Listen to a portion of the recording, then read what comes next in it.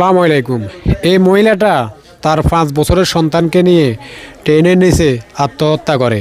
কারণ মা বেঁচে না থাকলে বাপ হয়ে যায় তালই, সন্তান অবহেলিত হবে।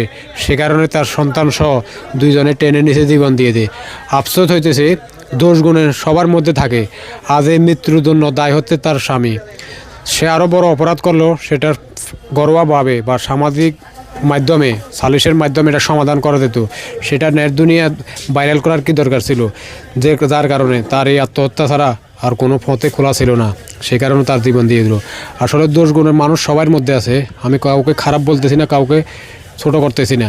মানুষ অন্যের বেলায় বিচারক হয় আর নিজের বেলায় সাধু সেজে যায়। আজ এই দুইটা আত্মহত্যার পিছনে কিন্তু তার স্বামী দায়। হ্যাঁ, আর ইসলাম কি বলছে এই বয়সে একটু শুনুন। এক পুরুষ তার স্ত্রীকে তালাক দিতে কোর্টে গেল।